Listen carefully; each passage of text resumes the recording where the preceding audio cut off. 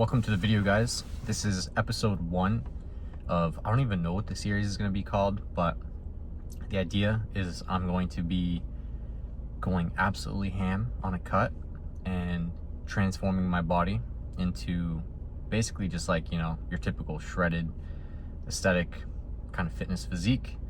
Reason why I'm doing this, I mean, for one, I've been naturally bodybuilding for 10 years now. So I've been lifting very consistently. It's what I love to do. And I've been in great shape many times before. Like, maybe I'll put some stuff on screen right now, but I've been, I've had that sick ass physique. I've had it many times. I've done it fully naturally. I don't take any like steroids or anything like that. I barely even take creatine. So yeah, when I say natural, I mean full natural, no peptides, no bullshit. So yeah, I've been in that shape before many times. I typically like lose it just because I just eat more a little bit, get a little fluffier. But lately I've been a little more fluffy, and I really want to cut down and just kind of make a series about it. So that's gonna be the goal. I'm gonna show what I do every day, how I'm gonna do it. Half the time cutting is more even of a mental thing, so just documenting that as well. How do you actually push through, make sure you stay on track. So that is the goal. Another big reason why I'm doing this especially is I just got laid off, bro. So that is wild. I got laid off a couple days ago, so on Thursday, and today's Saturday, and I've been working at this company for like 4 years now, and I've been working as a software developer there. So yeah, I'm kind of in a weird state right now where I just got laid off. The software job market is very bad right now, due to AI and things like that, offshoring, all those good things. So I figure that my job hunt is probably going to take a while. I could get lucky and get a job pretty quick, but I wouldn't be surprised if it's going to take 3 months, right? Or 4 months, maybe even 5 months. You never know to get that job. So I figured in the meantime, since I don't have too much to do, I could really focus on the gym and focus on cutting and make some sick ass content, because this has been a dream of mine for so fucking long, bro. Like, bro, ever since I was like early college days, I always wanted to do fitness content. I was always watching all the fitness creators, David Lade, all those people. And I'm in that shit. I'm still in that shit. I love consuming the content. I love watching everyone, just what they do and stuff, and I've always wanted to be one. So that's what this is about. I'm gonna be cutting hard and filming a series about it and get into content creation, because I know that I can help people out. Because I do have a slightly different angle of fitness, especially with training. I wouldn't say I train weird or anything, but I train a little different than other people. I know I have a sick ass physique. Granted, my physique looks way better when I'm leaner. So like right now, I don't look too impressive, but that's just the way my fat stores. My fat stores mostly on my chest and on my hips. So like, it just throws off my physique like crazy. But when I get shredded, like, fuck, bro, I have such a small waist, wide shoulders, big ass arms, sick abs. I have it all, to be honest. Like, I don't mean to be cocky, but I do. I just need to get there. So that is what this is about, boys. We're about to go into the gym right now. I'm in the parking lot. We're gonna do a chest day, chest and triceps. So yeah, we're gonna get in there, kind of show you my routine. Hopefully I can film as much as I can, because guys, this is the first episode. I'm new to this, so yeah, I'm fucking awkward. I don't have a tripod. Like, I do have a tripod, but I'm not setting that shit up. I am not fucking tripoding day one. Maybe once we get some traction and I get some confidence, we'll start to build up. But right now, I'm hoping just to sneak some clips by like putting the iPhone like leaned on some shit. I'll show you guys what I do. Chest, triceps. Let's get in there. Yo, what's up, guys? I'm coming at you with a commentary from the future. I am currently in the next day. I actually filmed my pull day today, so that's gonna be coming out for episode 2. But here we are. Here's the day 1 workout push day. So I always start off with warming up. I have this stretching machine here that I love to do, kind of like like a fly variation on it, and that stretches out the chest really well. And then I also kind of like do a similar movement, but my elbows are and arms are much more tucked, so it stretches my front delt a lot more. And I always warm up before my workouts. I come every single day, and I'll come to this station and I'll warm up whatever muscle I'm hitting. So in this case, since I'm hitting my chest and triceps, I'm just doing a lot of this kind of fly and warming up my shoulder. If you don't have this type of thing, you can easily do this with like a wall or like a post. You only need one of them because you can do one side at a time, right? Stretching out your chest, kind of putting it slightly behind you while like, you know, putting your arm on a corner or a pole, and then switch arms. Same with the shoulder thing. You can do that with just like one wall. If you have a doorway, that also works too. You can kind of do these movements in a doorway. The other thing I do all the time, I pretty much do this for any upper day, is these shoulder rotations. So I stand my back on the wall, and I firstly do these ones. Make sure your back's on the wall, your elbows are on the wall, and then I do these ones after. These ones are a little bit harder. They don't look too hard, but you'd be surprised. Like this one really humbles you if your shoulder mobility isn't good. But doing these two movements are going to absolutely bulletproof your shoulders. You're not going to get a shoulder injury in your presses. So I swear by these. You know, like I said, I've been lifting for 10 years, and I've had very minor injuries in my whole career, all because I've really prioritized warming up and also working with weight I can actually handle. So first movement, I got into an incline chest press to target the upper chest. This is my warm-up set. So as you see with my warm-up set, I go slow with it. I try to, right there for a second, I sat in that stretch position for 5 seconds or whatever it was, just to really stretch out the muscle. And as I press it very slowly and concentrated. I really try to make sure that I've felt my chest activated in every single part of this movement. So when I go onto my main lift, my chest has been worked from every part of that movement, right? It's not like some people I see, this is also another warm-up set, by the way. I do 2 warm-up sets. But I see a lot of people with their warm-up sets that they go way too fast with them. Like, especially on the bench press, people just unrack and just start fucking going crazy with the 135 for no reason. Go slow with your warm-ups. Your warm-ups are there to get blood into the muscle and get the muscle ready to work. So make sure you're doing it nice and slow and you actually feel it. So this is the first working set. So I went up to 80 pounds an arm. And as you see, with my working set, I tried to do it as I did with my warm-ups. Not with like the super long pauses, because that's a warm-up thing. But in general, it's nice, slow, controlled.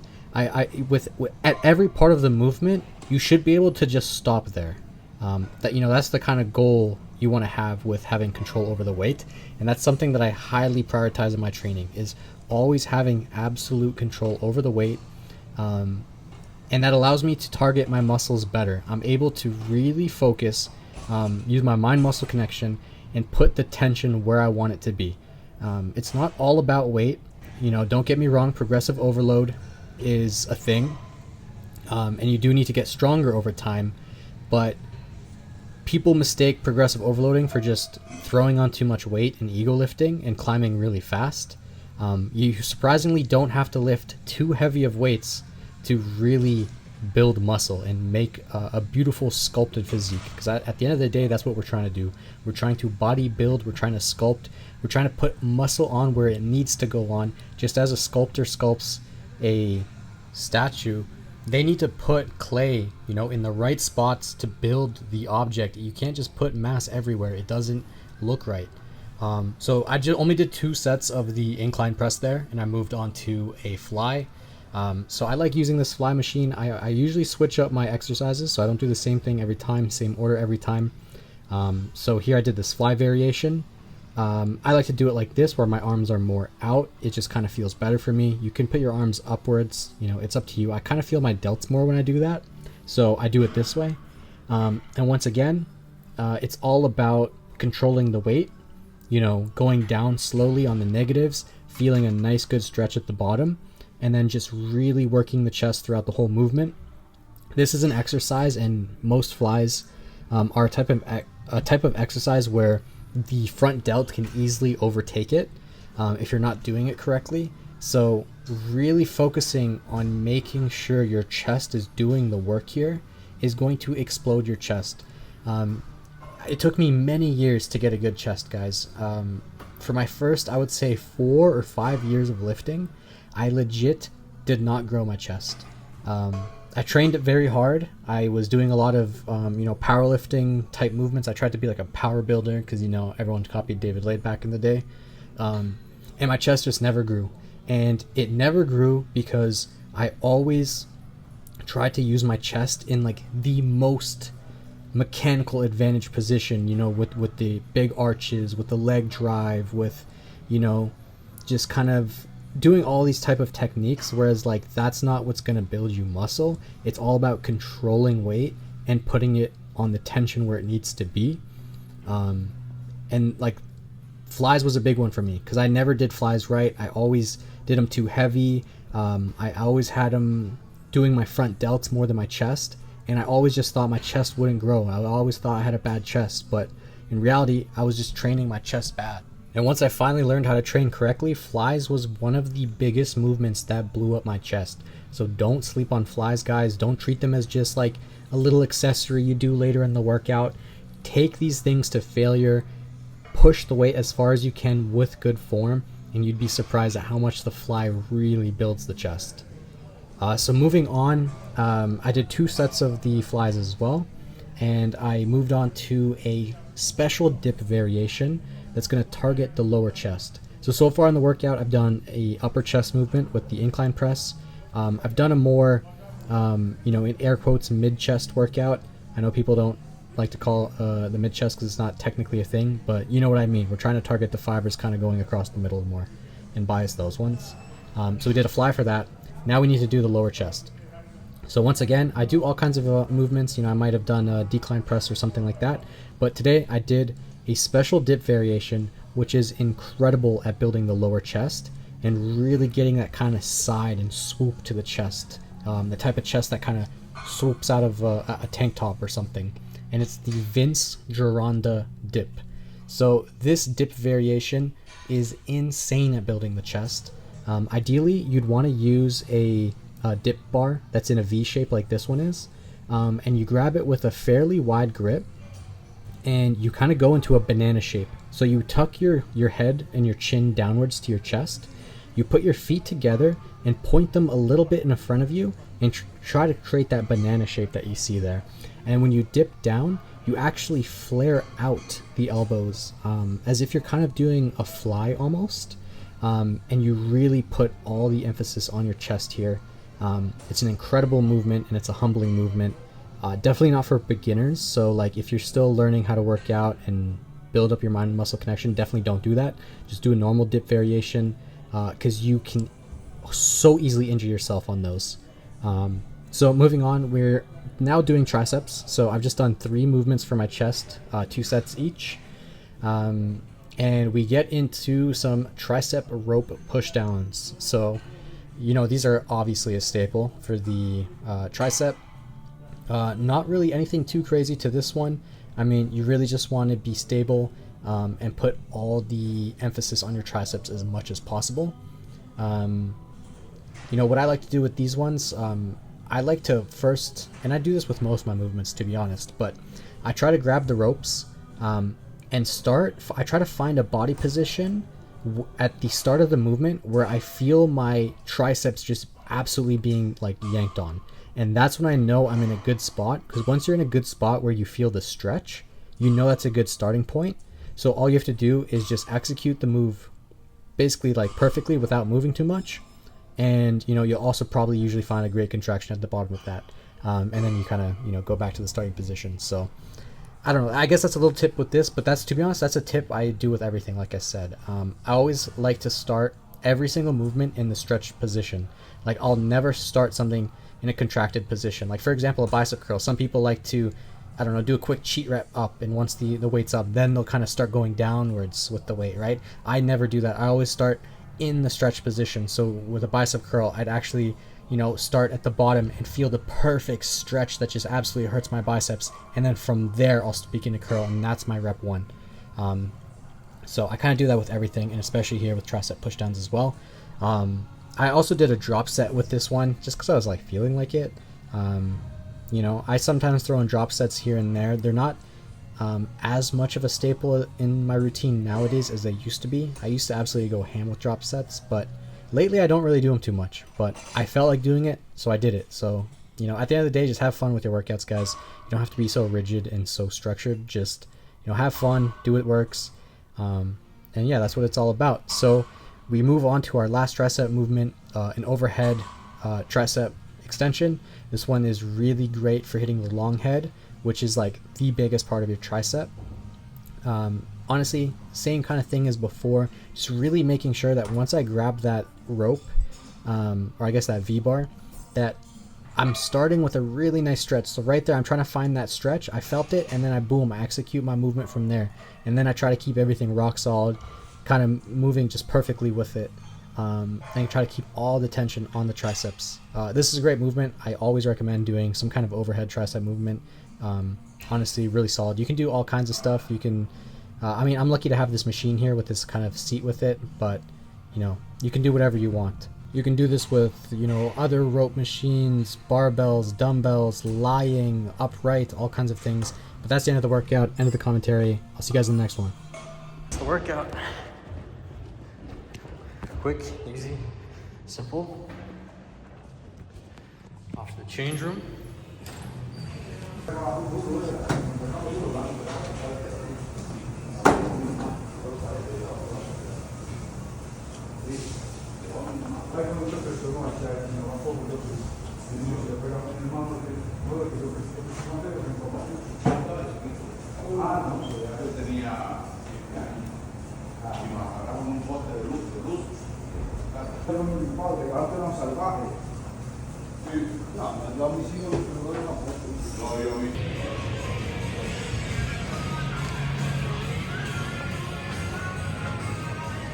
See ya.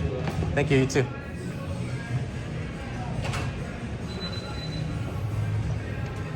Thank you.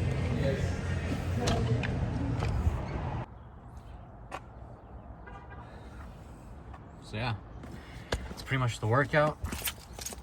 Gotta get low for this shit, but it's pretty simple. You know, I always keep it short like that. My workouts last probably like 45 minutes, so you do like 3 chest, 2 triceps. That's enough for me. I typically do 2 sets of each thing. Sometimes I'll do 3 if I'm really feeling it, but I've been finding 2 is good. So as long as you go hard on them, go to failure, or at least near failure, you're gonna be good. And if you go any harder than that, you're probably gonna be cooked. And your reps get worse, your sets get worse, less focused. So yeah, you'd be surprised at how much gains you can make with not having to do a crazy amount of volume. But yeah, that's pretty much the workout. Honestly, it went pretty good. I mean, filming wasn't too bad. I find if you don't do the tripod, it's not as awkward because I'm just propping my phone up on random shit and I'm just lifting. At the same time, it's still kind of awkward, but I was like, my mentality was like, you know what, I don't give a fuck because I have a goal, I have a dream, and what am I gonna like let people who are just seeing me record think I'm weird and I give up? Like, no, I have big reasons why I need to do this. You know, I think of all the people I can help, teaching them how to train and get fit, and my family as well, because my family be struggling, bro. So I want to help them out. You know, my mom, I want to retire her, bro. That's a dream of mine. I want to retire my mom. She's been working too hard for too long, bro. She comes from communist Romania. She's been through a lot. She was a single mother, and she's still busting her ass, bro, working at Walmart. So yeah, I have to be successful. I have to do something with my life. I can't just be coasting no more. But that's the workout, boys. If you haven't already, subscribe, please. You'll get a lot of value from it. I'm gonna be making videos on dieting, nutrition, all that stuff. So yeah, you guys are definitely gonna get value from it. You guys are gonna learn some shit. So be sure to subscribe.